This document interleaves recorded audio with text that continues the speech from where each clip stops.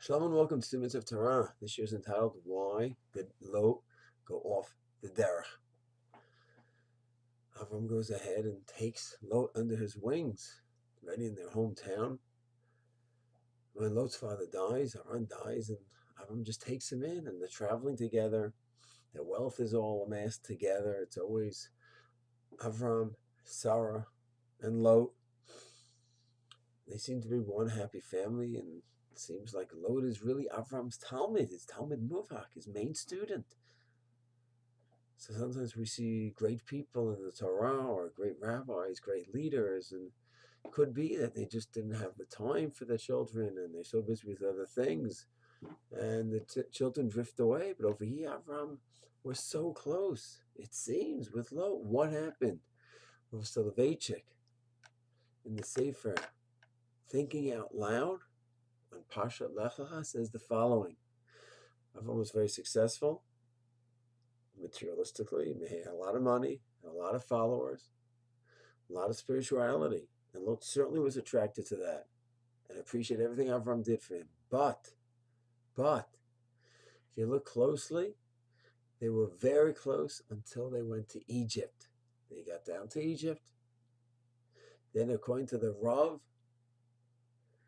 when they left Egypt, which was not a day later, he says it could have been years. Rashi later on actually says it was 3 months, but it was not a day or two. So he wants to say when Lot was exposed to the high-tech society, the materialistic society, he was dazzled by it. He was overwhelmed by it.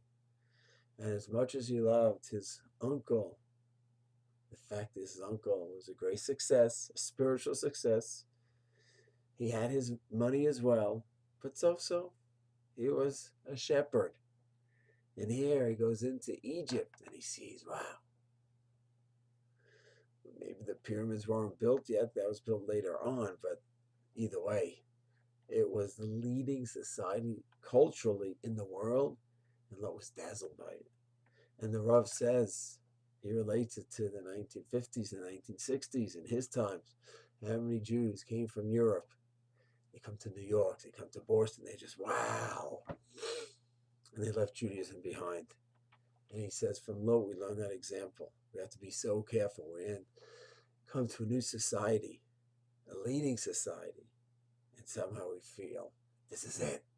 This is where it's at. This is the good. And he says that as close as Avram and Lot were, Lot just